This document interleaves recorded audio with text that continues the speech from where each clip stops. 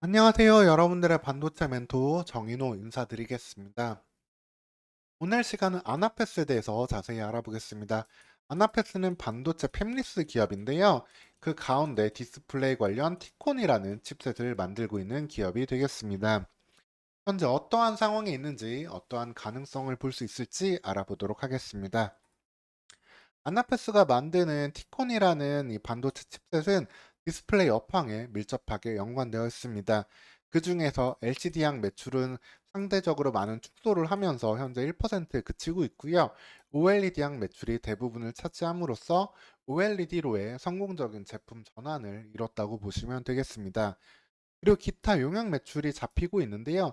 이는 일시적으로 연구를 대행해 주면서 받는 매출로서 일시적인 매출로 연속성을 볼 수는 없지만 디스플레이 업황이 어려울 때 추가적으로 힘을 보태주는 그런 매출이라고 보시면 되겠습니다.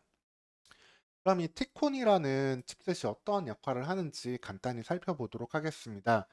디스플레이에 영상을 표현해주기 위해서는 이제 PC랑 DVD 같은 장치들이 어떤 영상을 표현하라고 이렇게 명령을 주면 그 사이에서 그거를 조절해주는 반도체 칩셋이 크게 두 가지가 있습니다.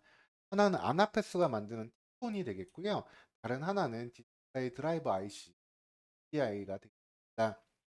이 DDI가 화소를 결정해가지고 구체적으로 어떤 걸 내보낼지 결정해주는 역할을 한다면 티코는 뒤에서 DDI를 통제하는 관제탑 같은 역할을 합니다. 타임 컨트롤러라고 보시면 되고요. 그렇기 때문에 티콘과 DDI 모두 디스플레이에 있어서 필수적인 칩셋이라고 보면 되겠습니다. 또한 디스플레이 업황에 따라서 업황이 좋으면 자연스럽게 수요가 늘고 업황이 나쁘면 그 수요 또한 줄어드는 게 자연스러운 두 개의 칩셋이 되겠습니다. 그렇기 때문에 아나페스의 LCD에서 OLED로의 전환은 상당한 의미가 있다라고 보실 수 있는데요. LCD 시장은 2020년까지는 중국 기업들의 큰 투자와 함께 일정 부분 성장하기도 했지만 이후에는 투자도 줄고 전방의 수요 또한 줄어들고 있는 모습입니다.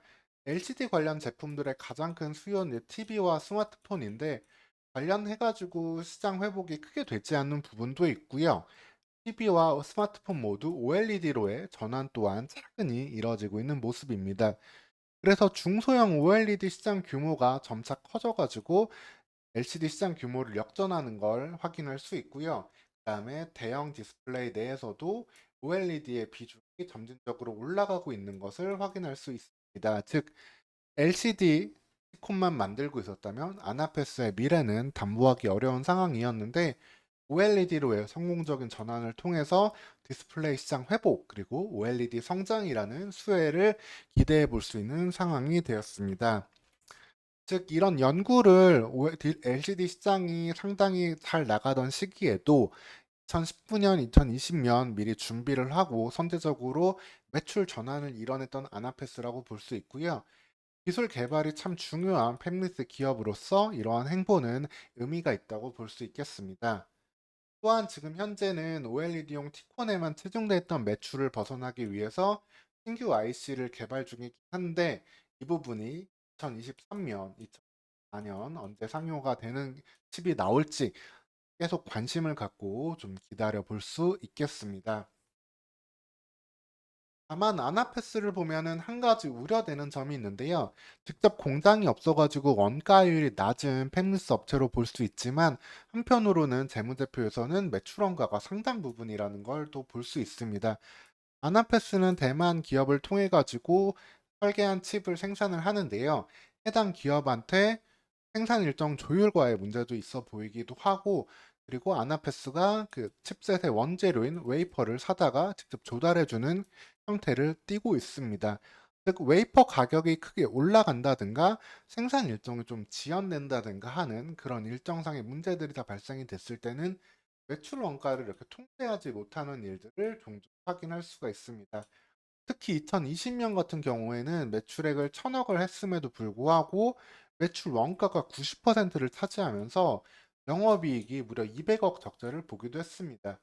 2021년에는 좀 통제가 됐지만 2022년에 다시 한번 원가율이 치솟으면서 다시 한번 영업이익도 적자를 봤고요.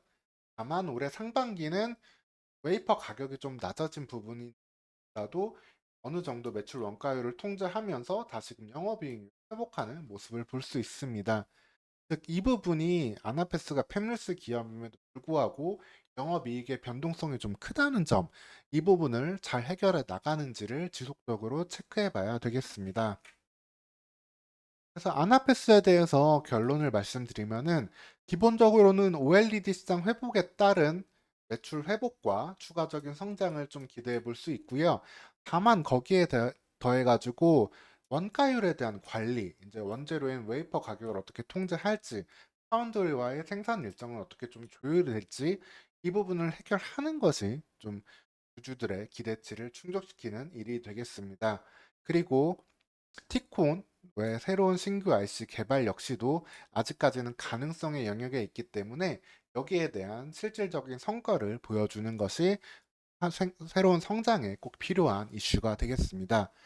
여기까지 아나페스에 대해서 안내해 드렸고요. 추가적으로 궁금한 점 있으시면 댓글 달아주시면 되겠습니다.